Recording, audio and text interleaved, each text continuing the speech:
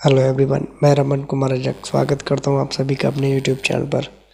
दोस्तों, आज की चर्चा का विषय है post office guide part first के टॉपिक्स का। और ये जो वीडियो है वो पीए एग्ज़ाम, पोस्टमैन एग्ज़ाम और एमटीएस के एग्ज़ाम देने वाले सभी कैंडिडेट्स के लिए है। और आज की चर्चा का विषय है, सबसे पहले है सेक्शन 1 से, जिसका नाम जनरल है। बिजनेस आवर्स के बारे में जानेंगे, कामकाज का जो समय है, कामकाज के जो घंटे हैं उनके बारे में जानेंगे। बिजनेस आवर्स एक टॉपिक है और इसके अंदर 4 क्लॉज आते हैं। क्लॉज नंबर 4, क्लॉज 4 आते हैं। क्लॉज 5, 6, 7 और 8। क्लॉज नंबर 6 है, उसको अभी डिलीट कर दिया गया है। और क्लॉज नंबर 5 का जो नाम है वो है नॉर्मल वीक डेज, यानी कि business hours normal week days में कैसे हैं, संडे को किस प्रकार का कार्य किया जाता है और पोस्ट ऑफिस की छुट्टियां क्या हैं, ये क्लॉज नंबर 8 में दिया हुआ है। बारी बारी से सभी क्लोजेस को जानते हैं। सबसे पहले जानते हैं कि नॉर्मल वीक डेज में किस तरीके से काम होता है। बेसिकली जो प्रत्येक पोस्ट ऑफिस है या जो आरएमएस ऑफिस है, वहाँ पर कामकाज का जो भी समय है, जितने बजे से भी है, जितना भी समय है कामकाज के लिए, उसको जनता के लिए एक नोटिस द्वारा बता दिया जाता है कि सुबह या शाम या जब भी काम होगा या जितने भी घंटे काम होगा वो किस तरीके से काम होगा, ये उनको लिखित में ही पहले बता दिया जाता है। और अगर किसी पोस्ट ऑफिस में डाक अगर जल्दी आती है तो उसके कामकाज के घंटे जल्दी शुरू हो जाते हैं। वहीं कहीं पर लेट आती है या लेट डिस्पैच होती है वहाँ से, तो उसी अनुसार जो डाक का टाइम है, जो लेन देन का समय है, जनता से कोऑर्डिनेट करने का जो समय है, उसमें घटोतरी या बढ़ोतरी, यानी घटाव या बढ़ाव या चेंज या परिवर्तन जिस तरीके से भी किया जाता है वो उन्हीं के अकॉर्डिंग किया जाता है। बेसिकली वहाँ के लोकल के हिसाब से ही किया जाता है। और जो जीडीएस होते हैं, जो कि ब्रांच पोस्ट ऑफिस के इंचार्ज होते हैं, और उनके लिए जो मैक्सिमम समय है काम करने का वो है 5 घंटे का, और न्यूनतम उनके लिए 4 घंटे काम करने को दिया जाता है। बेसिकली जानते हैं कि जो काम के घंटे हैं वो किस तरीके से बटे हुए हैं।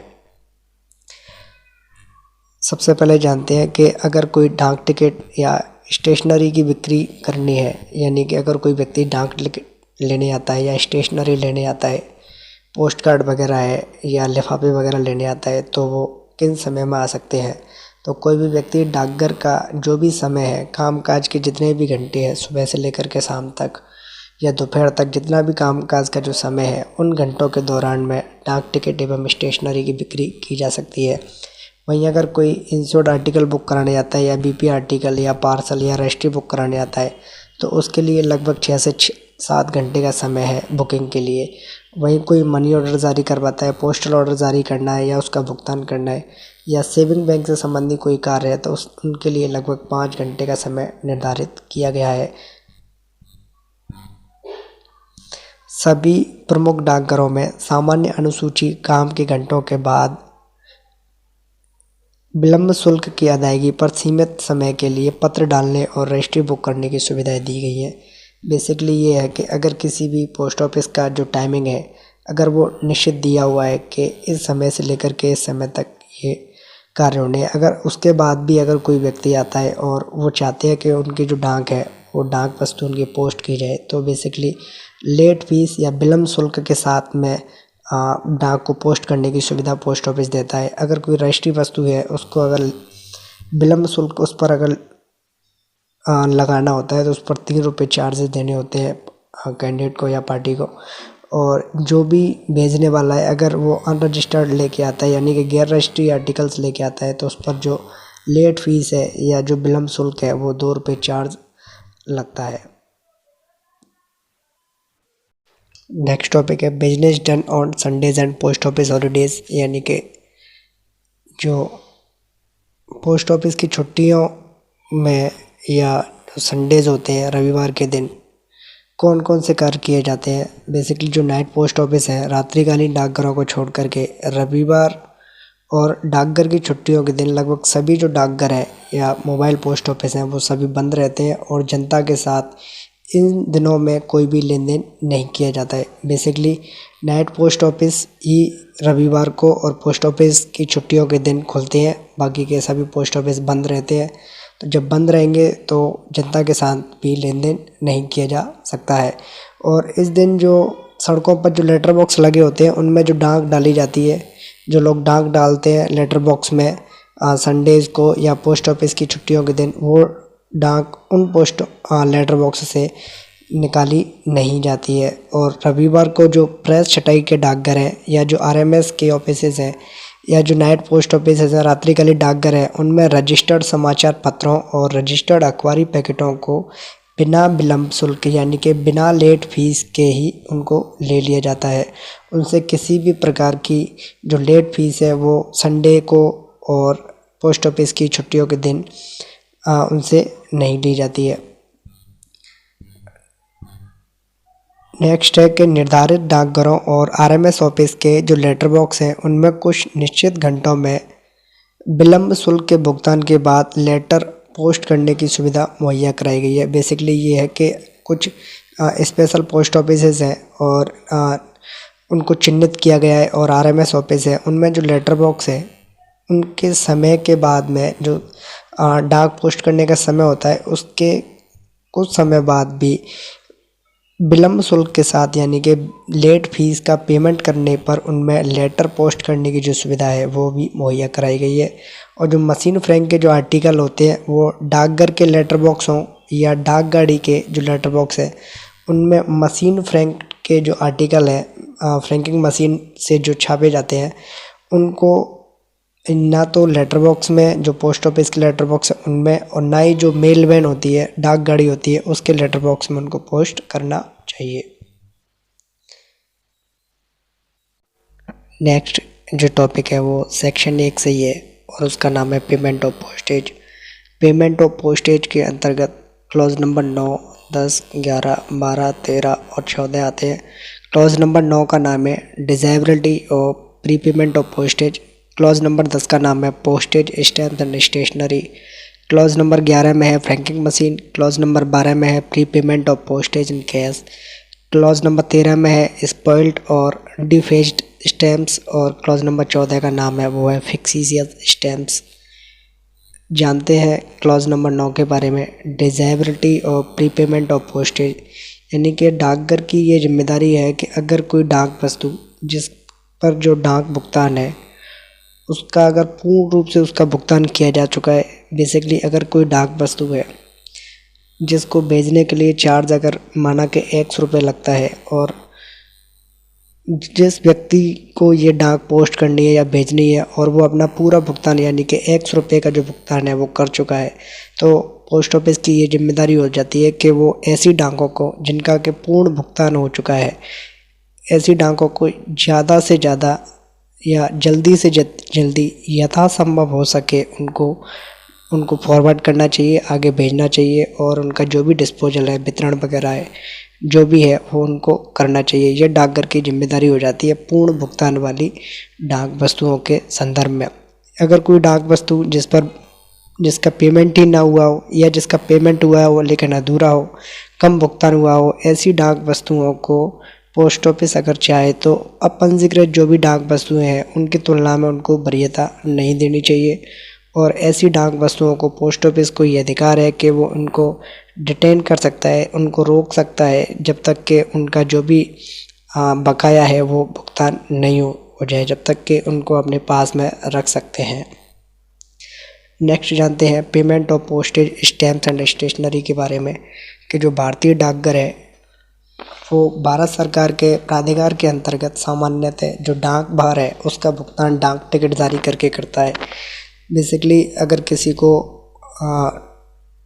पोस्टेज पेड करना है या पोस्टेज का भुगतान करना है तो उनके संदर्भ में जो डाक टिकट है उससे उसका जो भुगतान है वो किया जाता है। बेसिकली अगर कोई सामान्य व्यक्ति है वो चाहता है कि उसका जो डाक का जो भुगतान है, जितना भी उसका पैसा जो भी बन रहा है डाक को पोस्ट करने का, वो नहीं चाहता कि उसको कैश किया जाए, वो चाहता है कि उसको पोस्टेज के रूप में ही उसका भुगतान किया जाए। तो उस संदर्भ में पोस्ट ऑफिस को डाक टिकट देगा और डाक टिकट को वो उस पर चिपका करके उस पर भेज सकता है। बेसिकली ये है कि जो डाक बार का जो पेमेंट है वो डाक टिकट के माध्यम से किया जाता है। और जो भारतीय डाकघर है वो लेखन सामग्री की कुछ मद है, जैसे कि लिफाफे हैं, अंतर्देशीय पत्र कार्ड है, पोस्ट कार्ड है, ये भी पोस्ट ऑफिस जारी करता है। अगर किसी लिफाफे में पोस्टल स्टेशनरी का मूल्य ज़्यादा है तो उस स्थिति में अंतर के बराबर के टिकट लगाकर प्रेषित करें। बेसिकली ये है कि अगर कोई लिफाफा है और उसमें जो भी सामग्री कोई व्यक्ति भेजना चाहता है, जो भी डाक वस्तु भेजना चाहता है, वो ज़्यादा वजन का है और जो डाक टिकट है या जो लिफाफा है उस पर जो मूल्य है, अंकित मूल्य है, मान लेते हैं कि उस पर अंकित मूल्य 5 रुपये है और जो डाक टिकट का जो वजन है वो ज़्यादा हो जाता है, तो उस संदर्भ में जितना उसको भेजने के लिए चार्ज लगेगा, 5 रुपये से ज़्यादा अगर लगता है, जैसे कि सपोज 10 रुपये उसको भेजने के लगते हैं, तो जो एक्स्ट्रा 5 रुपये है वो 5 रुपये का जो भुगतान है वो पार्टी या जो भेजने वाला है वो उस पर टिकट चिपका करके, उस लिफाफे पर 5 रुपये की एक्स्ट्रा टिकट चिपका करके उस डाक वस्तु को आगे भेज सकता है। बेसिकली जो भी अंतर आता है मूल्य में, उस अंतर के बराबर के जितने भी टिकट हैं उनको लगा करके डाक को पोस्ट किया जा सकता है, डाक को आगे बढ़ाया जा सकता है।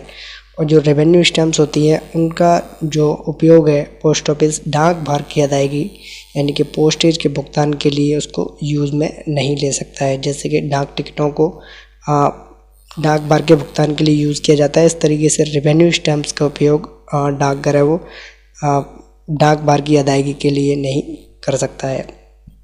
डाक भार का भुगतान फ्रैंक मशीन द्वारा छपे हुए उपयुक्त मुद्रांक के ज़रिए भी किया जा सकता है। बेसिकली ये भी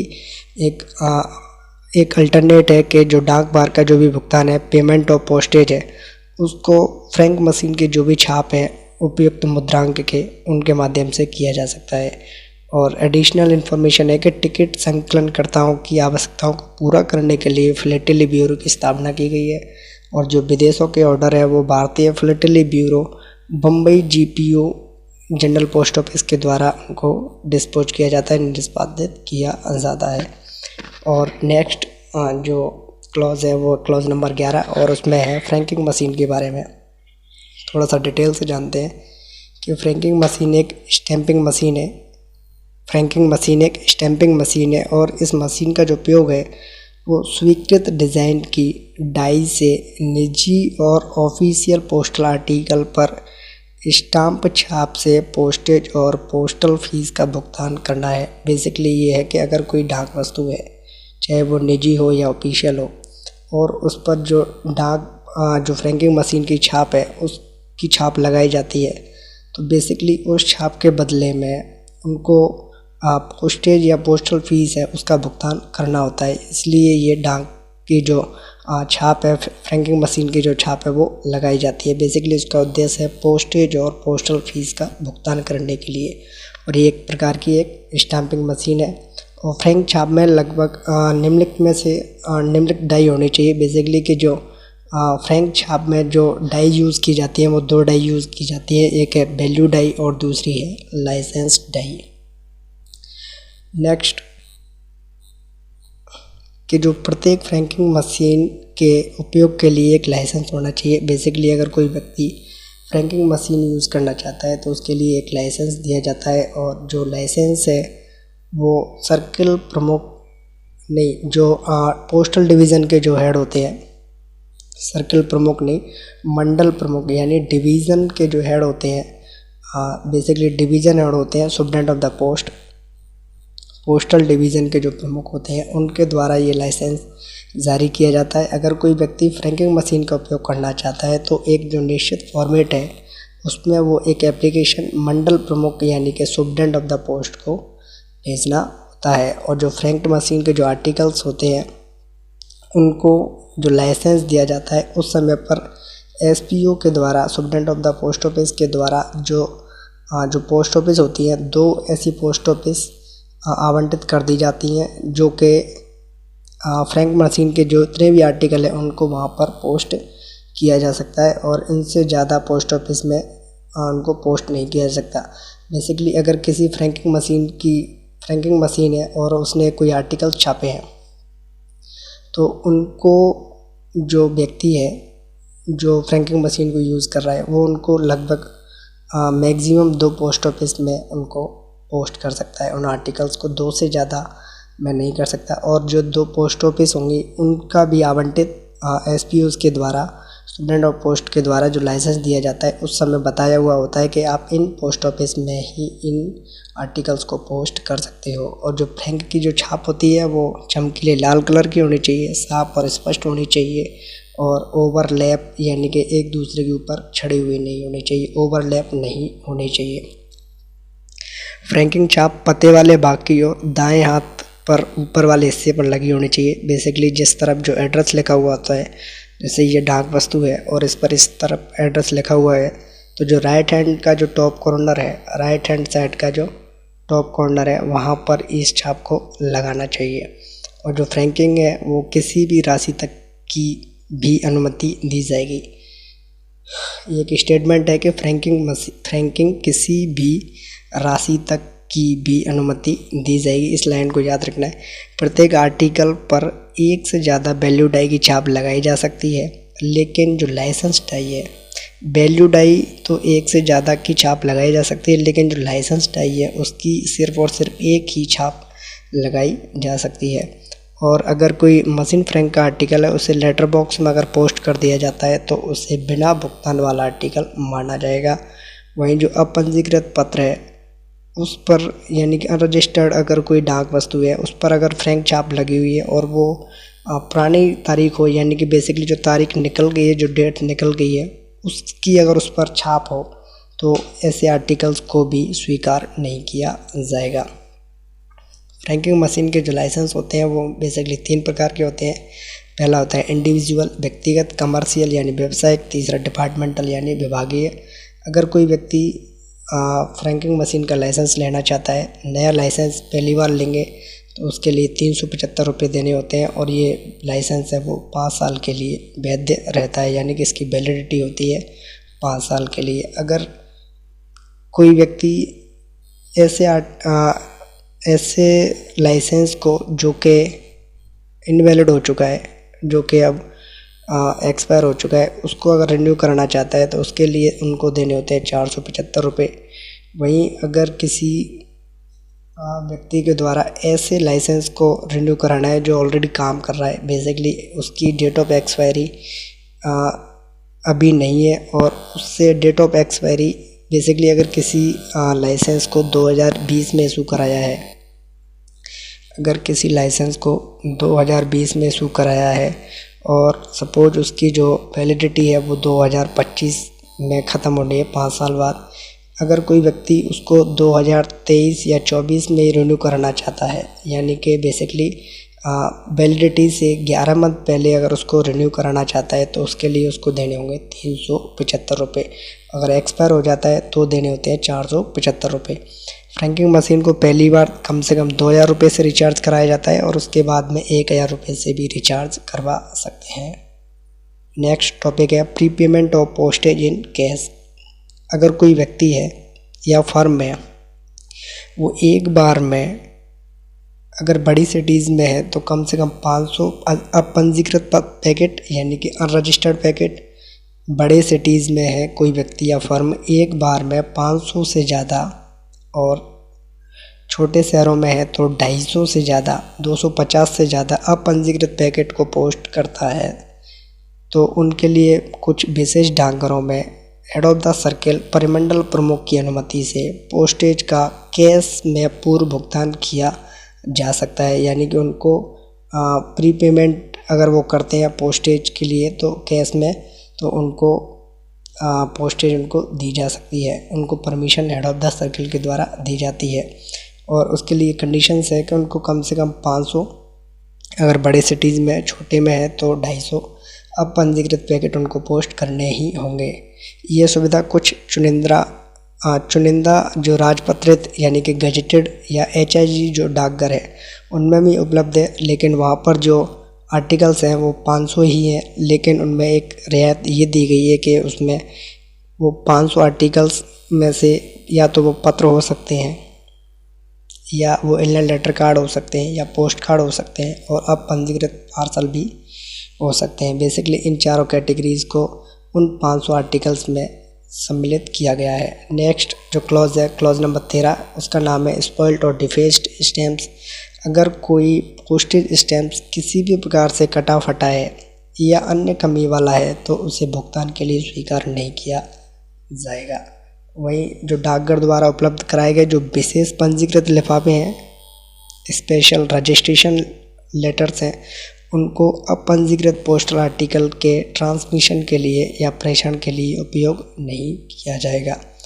नेक्स्ट आर्टिकल है, नेक्स्ट जो क्लॉज है वो क्लॉज नंबर 14 और उसका नाम है फिक्सिस स्टैम्प्स, यानी कि फर्जी डाक टिकटों का निर्माण अगर कोई व्यक्ति करता है तो भारतीय दंड संहिता इंडियन पीनल कोड का जो सेक्शन है 263A के तहत ये एक दंडनीय अपराध है। इस केस में अगर कोई फर्जी टिकट बनाता है तो उसको सजा भी हो सकती है।